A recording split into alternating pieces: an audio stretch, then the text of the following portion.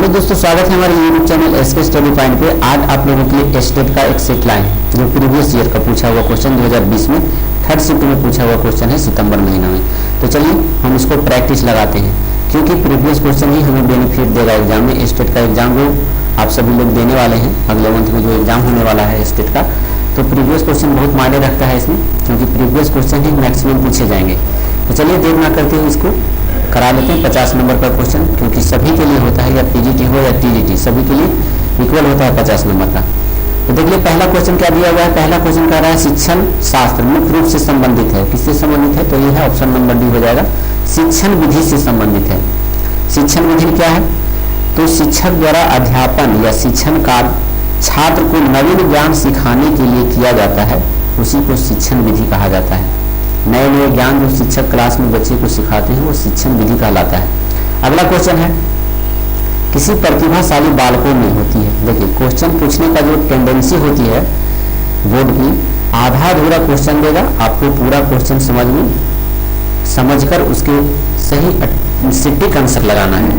तो देख लीजिए इसमें आधा क्वेश्चन ये है प्रतिभाशाली बालकों में क्या होती है, तो आपको खुद इसमें ढूंढना होगा। इसमें जो होती है ऑप्शन नंबर भी हो जाता है एकाग्रता होती है, क्योंकि अगर क्वेश्चन यहाँ पर देखेंगे आप सचेतता निम्न कोटि की होती है तो ये गलत हो जाएगा। जब प्रतिभाशाली यहाँ शब्द आ गया तो बच्ची जो है सचेतता सोचने की समझने की शक्ति जो होती है उच्च क्वालिटी का हो जाता है उसका। एकाग्रता तो होती है, जो भी बात कीजिएगा उसके सामने प्रतिभाशाली बच्चों के सामने वो तुरंत पकड़ लेगा, गलती भी बोलेंगे तो आपको वह पकड़ लेगा। तो एकाग्रता बहुत ज्यादा होती है उसमें। शब्दकोश का विशाल भंडार नहीं होता है, गलत है इसमें, क्योंकि प्रतिभाशाली बच्चे में शब्दकोश का बहुत बड़ा विशाल भंडार होता है। समान ज्ञान कमजोर होता है, ये भी नहीं, समान ज्ञान आपसे अच्छा होता है उनका। तो इस प्रकार से क्वेश्चन आप छाट कर भी आंसर लगा सकते हैं। चलिए देखिए तीसरा नंबर क्वेश्चन पूछ रहा है सीखने के अंतर्दृष्टि सिद्धांत को किसने बढ़ावा दिया।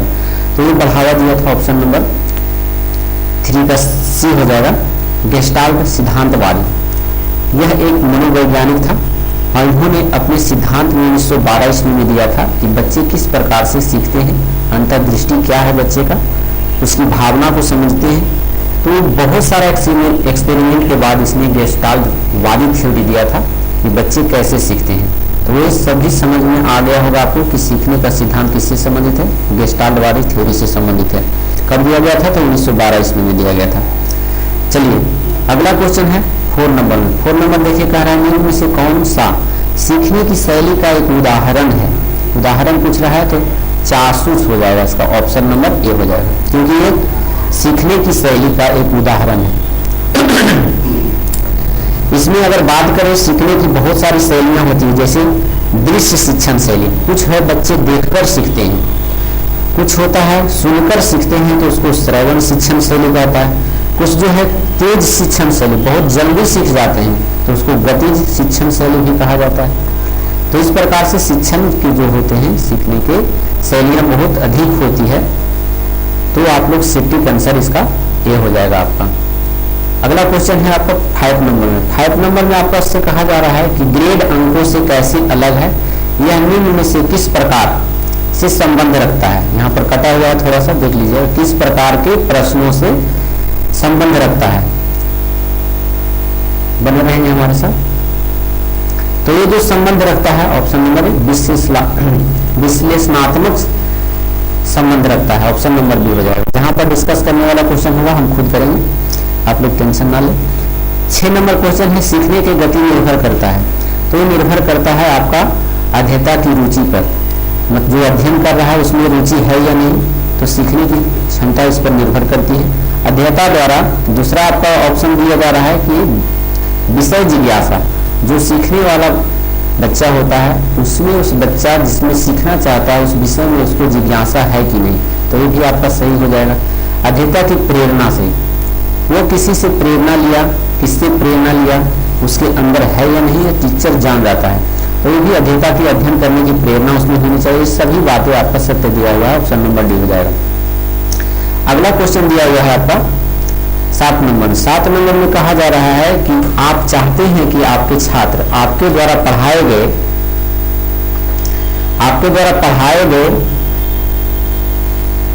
प्रकरणों को भूले नहीं, मतलब जो आप पढ़ाएं वो बच्चा ना भूले, इसके लिए आपको क्या करेंगे, यही क्वेश्चन पूछ दिया गया है। देख लीजिए 7 नंबर, तो 7 नंबर का देख लीजिए, आपको खुद यहाँ से पता चल जाएगा। थोड़ा सा बने रहे हमारे साथ वीडियो में। चलिए देखिए, अब इसमें स्पष्ट दिखाई पड़ेगा थोड़ा। आप चाहते हैं कि आपके छात्र आपके द्वारा पढ़ाए गए प्रकरणों को भूले नहीं, इसके लिए आप क्या करेंगे, तो 7 का डी हो जाएगा, उपयुक्त सभी हो जाएगा। सबसे पहले गृह कार्य उसको दे देंगे ताकि वो व्यस्त रहे। पुरानी जानकारियों को दोहराएंगे, ये भी आपका सटीक आंसर है। नवीन परिस्थितियों में अर्जित ज्ञान का प्रयोग सिखाएंगे, ये भी सही, तो उपयुक्त में से सभी हो जाएगा। अगला क्वेश्चन है, करके सीखना उपयोगी है क्योंकि, ऑप्शन नंबर ए हो जाएगा। बच्चे करके अच्छा से समझते हैं, उसको प्रैक्टिकल तरीके से अगर आप समझाएंगे सिखाएंगे तो बच्चे अच्छी प्रकार से समझेंगे भी और सीखेंगे भी, तो ये बेहतर आंसर है इसका। 9 नंबर का देखिए, निम्नलिखित में से छात्र केंद्रित शिक्षण पद्धति कहा जाता है, तो ये कहा जाता है आपका सहकारी अभिगम को भी और पूछताछ आधारित शिक्षा। अगर आप पढ़ा रहे हैं तो आप उसके साथ मिलकर बातें बोलें तो ये भी सही है, और जब आपकी लिटरेचर खत्म हो जाए तो उस क्लास में ही बच्चे से पूछताछ कर लिया करें, तो ये भी आपका आंसर सही है। तो दोनों आपका सही हो जाएगा, ऑप्शन नंबर सी हो जाएगा। 10 नंबर क्वेश्चन में चलते हैं। बच्चों की पढ़ाई, अपनी पढ़ाई में मन लगाने के लिए प्रोत्साहित करने में शिक्षक को आवश्यकता है। क्या है आवश्यकता है, शिक्षक क्या करे कि बच्चा पढ़ाई में मन लग जाए उसे, तो देखिए बच्चों को सबसे पहले प्रोत्साहित करना होगा, उसके अंदर ऐसी पढ़ाई के प्रति भावना भर दे ताकि उसका मन इधर उधर ना भटके। वो जब भी क्लास में जाए, शिक्षक जैसी एंट्री करे, बच्चा कंसंट्रेट होकर बैठे रहे, उत्साहित रहे और प्रेरणक रहे, ताकि बच्चे जो भी पढ़ाए वो सबसे पहले समझ जाए। तो सबसे पहले उनको करना चाहिए प्रोत्साहित, उसके बाद विषय को स्टार्ट करना चाहिए। चलिए 11 नंबर क्वेश्चन में चलते हैं हम लोग। 11 नंबर क्या कर रहा है, देख लीजिए। 11वां नंबर क्वेश्चन आपका दिया हुआ है यहाँ पर, कह रहा है अति संवेदनशील बच्चे को सिखाने में मदद करने में निम्नलिखित में से कौन सा तरीका उपयुक्त तरीका नहीं है, कह रहा है। तो 11 का क्वेश्चन देखिए, सी है। बेचैन होने पर अक्सर उन्हें फटकार लगाना चाहिए, ऐसा क्लास में नहीं करना है, एक गलत दिया हुआ है और आपको गलत ही चुनना था, क्योंकि अगर कोई बच्चा बेचैन है और आप क्लास में उसे इंसल्ट करेंगे, डांटेंगे, फटकारेंगे तो उसको पढ़ाई के प्रति, सीखने की प्रति मनसा कम जाएगी, तो ऐसा आपको करना नहीं है। चलिए अगला क्वेश्चन है 12 नंबर में, मौलिक रूप से शिक्षण अधिगम प्रक्रिया को इनमें पूरा किया जाता है, किसमें किया जाता है, तो 12 का नंबर हो जाएगा 1। देखिए मौलिक रूप से शिक्षण अधिगम, शिक्षण अधिगम का मतलब शिक्षा ग्रहण करने की प्रक्रिया बच्चे को कहाँ प्राप्त किया जाता है, कहाँ पूरा होता है, तो पूरा होता है तो विद्यालय में। लेकिन विद्यालय में भी एक आंसर और दिया गया है, विद्यालय के ही अंदर आता है वर्ग कक्षा। अगर वर्ग कक्षा नहीं दिया होता तो आपका विद्यालय आंसर हो जाता, लेकिन यहाँ पर वर्ग कक्षा दिया हुआ है, इसलिए सटीक आंसर आपका ए है। चलिए, प्रभावी शिक्षण के लिए शिक्षक को विषय वस्तु का विशेषज्ञ होना चाहिए, जिसमें शामिल है, क्या शामिल होना चाहिए, तो इसमें देखिए विषय पर पकड़ होना चाहिए। प्रभावी शिक्षण के लिए शिक्षक मतलब जो शिक्षक बहाल हुए हैं, प्रशिक्षण प्राप्त कर लिए हैं, विशेषज्ञ हैं, उसमें क्या शामिल होना चाहिए पूछ रहा है। तो जो विषय के लिए उसे बहाल किया गया है उस पर उनकी पकड़ होना चाहिए, बिल्कुल सही कह रहा है। ज्ञान संप्रेषित करने की क्षमता होनी चाहिए, ज्ञान ऐसी तरीके से वितरण करें बच्चों के बीच में ताकि उसमें समाहित हो जाए, तो ये भी आपका सही है। और कह रहा है तीसरा नंबर, एक अनुशासन से भरे, एक अनुशासन से दूसरे में विचारों को लागू करने की क्षमता।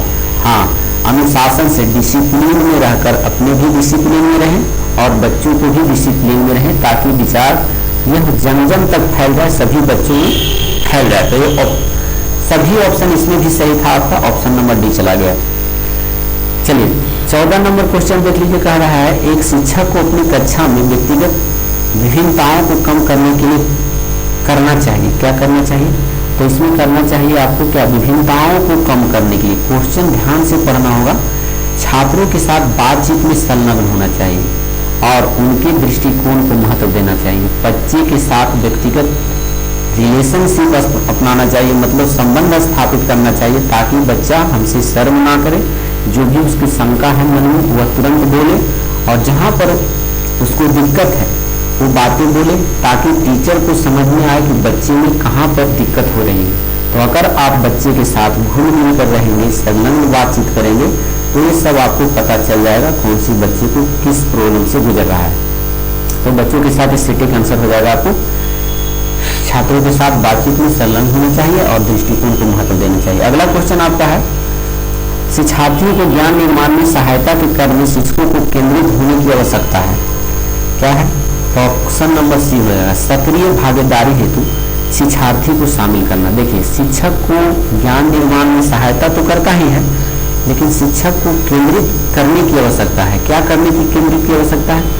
ऐसा केंद्रित कुछ उपाय करें ताकि विद्यार्थी प्रतिदिन स्कूल आया करे। एक दिन वह ऐसा ना करे ताकि उसका मन ना करे आने के लिए। कुछ ऐसी टॉपिक पढ़ाएं, ऐसी बाहरी दुनिया से कनेक्ट करके पढ़ाएं ताकि उसे पढ़ने में रस लगे, आनंद प्राप्त हो। तो वह हमेशा सक्रिय रहेगा, भागीदार होगा शिक्षार्थी, और हमेशा शामिल होगा क्लास में और सीखता चला जाएगा। नेक्स्ट क्वेश्चन है 16 नंबर में। 16 नंबर में कह रहा है, एक शिक्षक कक्षा के प्रदर्शन को संग्रहित करता है और उसे आकलित करता है, फिर छात्र की जरूरतों को पूरा करने के लिए अगले पाठ की योजना बनाता है एवं समान्वित करता है। वह कर रही है। शिक्षक के बारे में पूछ लिया क्वेश्चन, क्या कर रही है, चाहे क्या कर रहे हैं। ऑप्शन अधिगम के लिए आकलन। अधिगम के ऐसा जो वाक्य दिया गया है, ये अधिगम के लिए आकलन करे। अधिगम मतलब होता है सीखना। कौन कौन बच्चा सीख रहा है उसके लिए वह है जांच कर रहा है, आकलन कर रहा है। तो ये आपका सटीक आंसर है। अगला क्वेश्चन है, कक्षा कक्ष में विचार संप्रेषण निर्भर करता है। किस पर निर्भर करता है? तो ये निर्भर करता है आपका विषय की कठिनाई पर। कक्षा संप्रेषण, विचार संप्रेषण। अगर विषय कठिनाई है तो सभी टीचर मिलकर करके उसको है सरल बनाने का कार्य करेंगे। तो विषय कठिनाई होने पर जो है विचार संप्रेषण निर्भर करता है।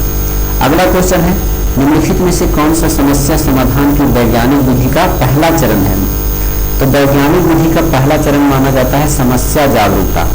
देखिए, सबसे पहले बच्चे में जो समस्या है उस समस्या को भगाने के लिए उसको जागरूक करना होगा, तभी है जो उसकी समस्या समाधान होगी।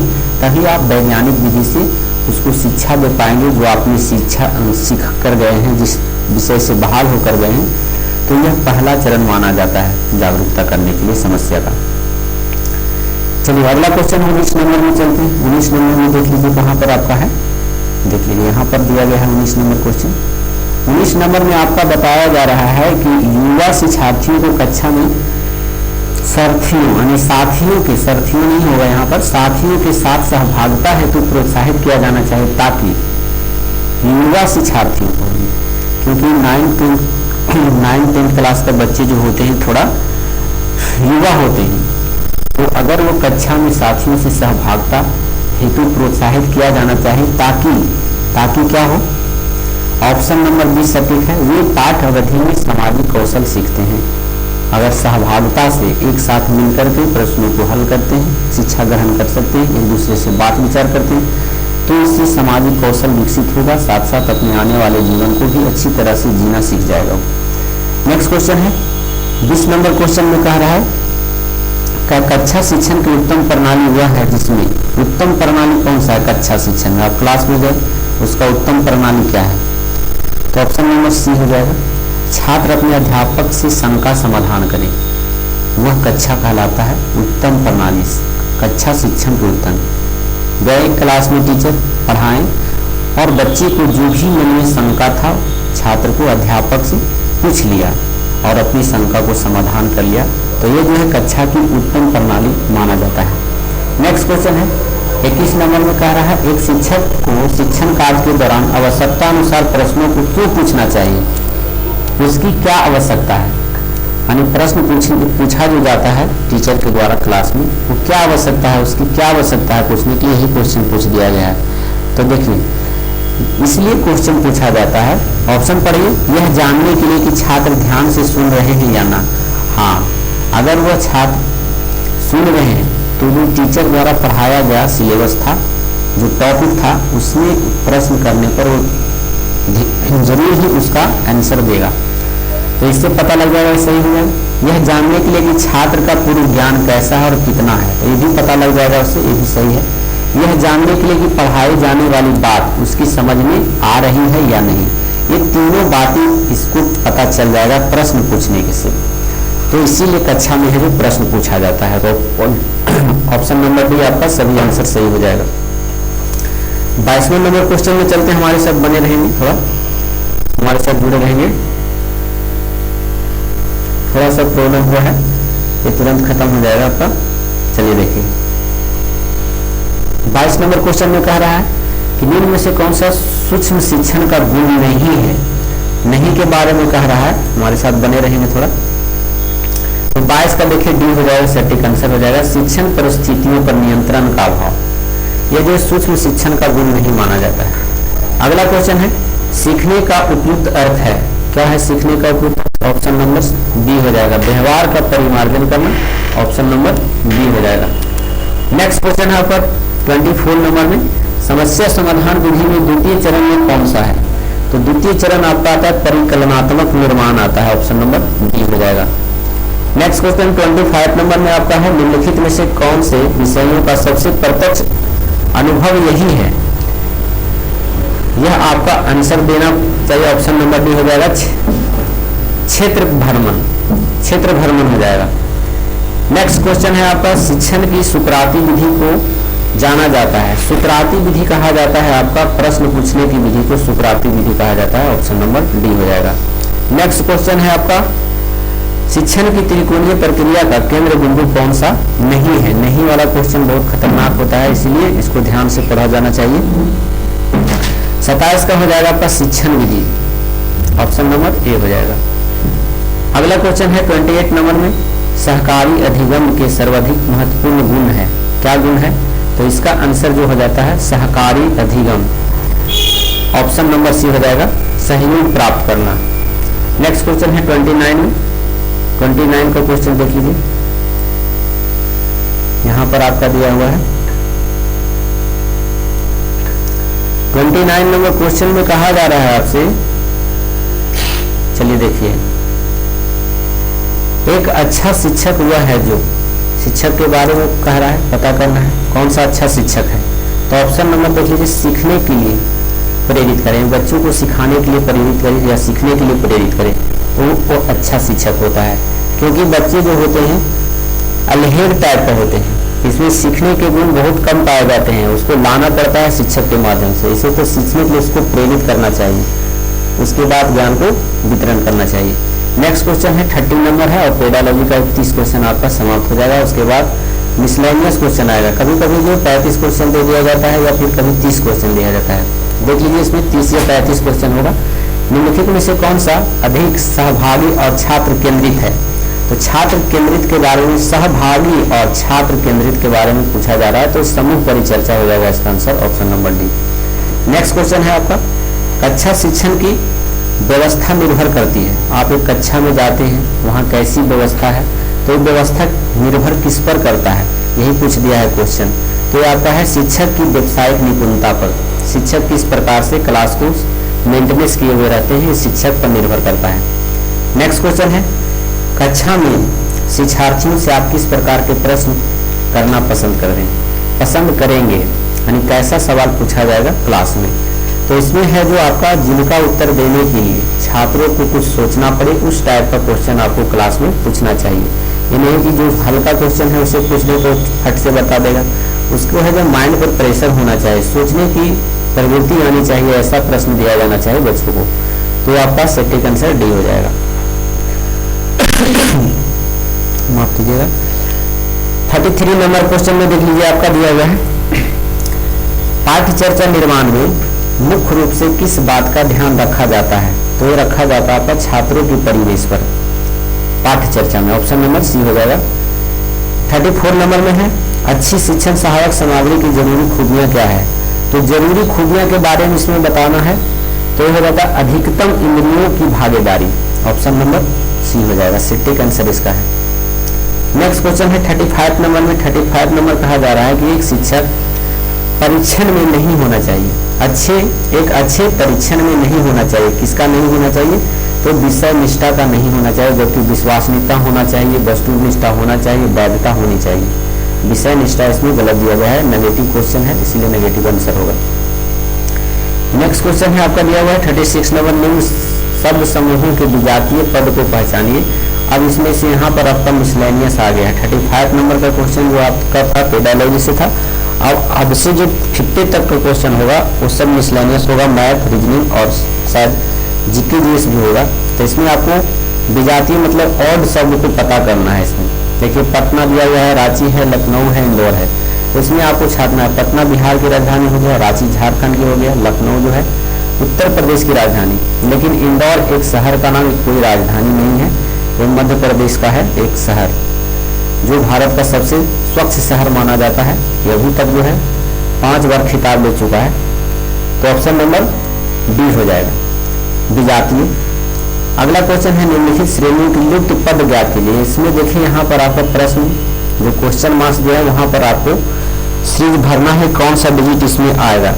तो इसको आप बना लेंगे, इसको देखिए गुना करेंगे, 3 से गुना करेंगे, फिर 3 घटा देंगे तो 6 हो जाएगा। 6 में से 3 घटाएंगे तो 3 आ जाएगा। उसी प्रकार से अगला पैटर्न करते जाएंगे, आपका आंसर चला आएगा 37 का आंसर आपका बी निकल कर चला आएगा 123। 38 नंबर का भी रीजनिंग से संबंधित है। अम्ब्रेला को कूट भाषा में इतना लिख दिया जाता है तो लैम्प को कैसे लिखा जाएगा। देखो एल को यहाँ पर उठाइए और देखिए एल को यहाँ पर क्या लिखा गया है। एल को यहाँ पर पहला के लास्ट के दूसरा नंबर देखिए तो लास्ट के दूसरा नंबर 6 है, 6 हो गया। उसके बाद ए है, ए को क्या लिखा गया तो ए को यहाँ पर देखिए क्या लिखा गया है लास्ट में है तो 8। 6 1 से शुरू होगा तो 6 1 से देखिए यहाँ पर शुरू हो रहा है। ऑप्शन नंबर क्या हो जाएगा 38 का ए हो जाएगा। नेक्स्ट क्वेश्चन है कल से पहले का दिन जो था बुधवार था, तो कल के बाद का दिन कौन सा होगा। ये तो आप खुद बना सकते हैं दिन वाला। तो 39 का नंबर ए हो जाएगा, रविवार हो जाएगा आपका। 40 नंबर में देख लीजिए कह रहा है मोहन गोपाल से बड़ा है परंतु राम से छोटा है। फिर मोहन सोहन से बड़ा है परंतु राम से छोटा है। तो इनमें सबसे बड़ा कौन है। ये बड़ा वाला छोटा वाला क्वेश्चन कंफ्यूजिया देता है, इसको आप लोग ध्यान से बनाएंगे। पहले देखिए क्या कह रहा है गोपाल मोहन से बड़ा है तो लिखिएगा गोपाल। गोपाल जो है किससे बड़ा है मोहन से, तो मोहन नीचे कर दीजिए बड़ा हो गया, ठीक। परंतु राम से छोटा है। गोपाल मोहन से बड़ा है लेकिन राम से छोटा है तो राम सबसे बड़ा हो जाएगा, तो इससे ठीक हो गया। उसके बाद है आपका छोटा मोहन सोहन से बड़ा है। मोहन जो है सोहन, तो मोहन नीचे में है तो सोहन यहाँ नीचे आ जाएगा, इससे बड़ा हो जाएगा, सोहन से बड़ा हो जाएगा, ठीक है। मोहन सोहन से बड़ा है परंतु राम से छोटा है, तो राम तो ऊपर में है तो ये छोटा हो ही गया। अब कह रहा है सबसे बड़ा कौन है, तो सबसे बड़ा ऊपर में देखिए राम आ गया, राम हो जाएगा आंसर। आंसर क्या हो जाएगा बी हो जाएगा। चलिए 40 नंबर के बाद 41 में 8 क्वेश्चन और बता है आप लोग का हो जाएगा फटाफट। आप लोग जुड़े रहिए हमारे साथ लाइव में जितने हैं। चलिए देखिए 41 क्वेश्चन है। देखिए इस रैंकिंग से क्वेश्चन मैथ का दिया हुआ है। मीरा जिसकी 42 विद्यार्थी की कक्षा है, यानी कि कक्षा में मीरा पढ़ती है और उसमें 42 विद्यार्थी है, जिसमें उसका रैंक जो है 26 रैंक है। भारती भी उसमें पढ़ती है, उसमें उसका रैंक जो है 8 रैंक आगे है, मैंने इससे 8 रैंक आगे है। तो बताइए भारती का अंतिम स्थान कौन सा है। तो 41 नंबर का क्वेश्चन है, इसको रैंकिंग में बनाइएगा आपका तो अंक से जाएगा 25वां रैंक आ जाएगा। इसका टाइम लग जाएगा इसमें बनाने के लिए, सिर्फ आपको खुद शॉर्ट स्क्रीन लेकर बना सकते हैं, और नहीं तो हमारे कमेंट बॉक्स खाली है, आप कमेंट बॉक्स में हमारे पास लिख सकते हैं, हम उसको प्रोवाइड कर देंगे बनाकर आपको। चलिए जो 42 नंबर का है, जो संबंध सैनिक का सेना से है, ये भी रीजनिंग से संबंधित है, वही संबंध विद्यार्थी के किसके साथ है, ये पूछ दिया है क्वेश्चन। तो विद्यार्थी का संबंध कक्षा के साथ होगा, क्लास से। ऑप्शन नंबर डी हो जाएगा, 42 का डी हो जाएगा। 43 में चलते हैं हम लोग। देखिए ये भी है रीजनिंग का।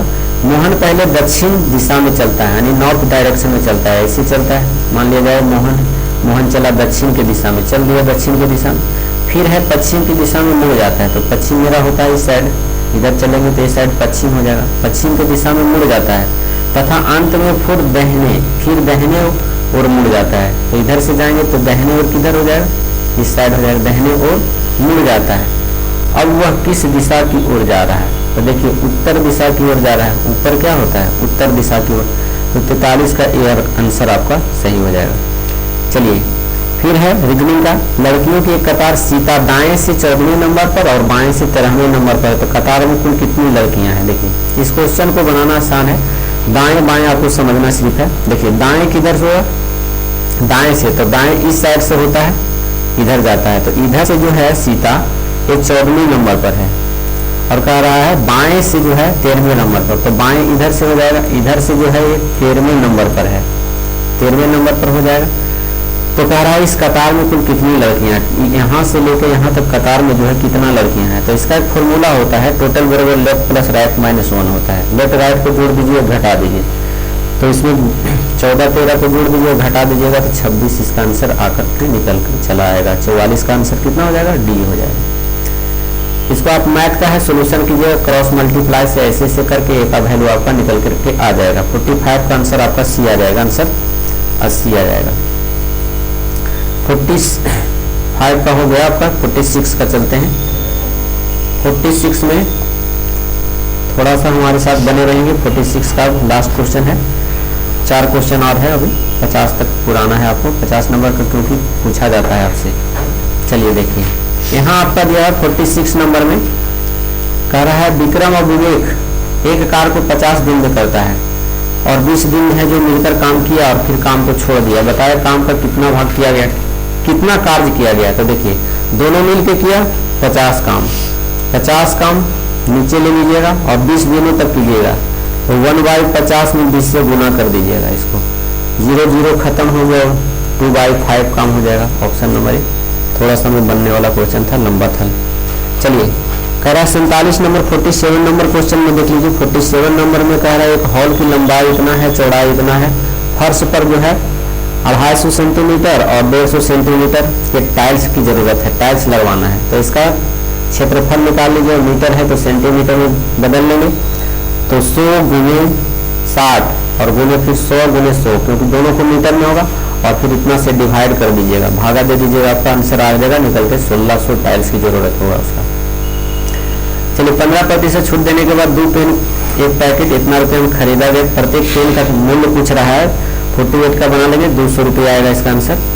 चलिए 10 वर्षों में कह रहा है निश्चित एक निश्चित रकम के 10 वर्षों में दुगना होने के लिए साधारण ब्याज पूछ रहा है, एसआई निकालने के लिए पूछ रहा है।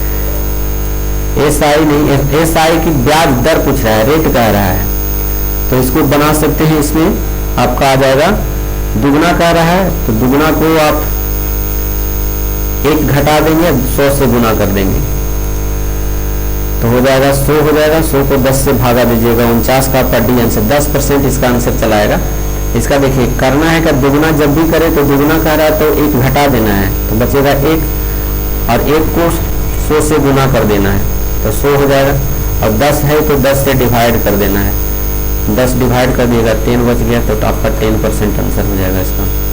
नेक्स्ट है और लास्ट क्वेश्चन आपका है, इसका एलसीएम कह रहा है, तो एलसीएम आप आराम से निकाल सकते हैं इसको, इसका आंसर ऑप्शन नंबर ए आ जाएगा। तो इसी के साथ आपका जो है 150 नंबर का जो कॉमन एबिलिटी टेस्ट पूछा जाता है वो आपका समाप्त हो गया। आपको कैसा लगा वीडियो, हमारे कमेंट बॉक्स खाली है, आप कमेंट बॉक्स में लिख सकते हैं। फिर मिलते हैं नेक्स्ट वीडियो के साथ दूसरे सेट में, जब तक के लिए धन्यवाद। Thank you so much, thank you for watching.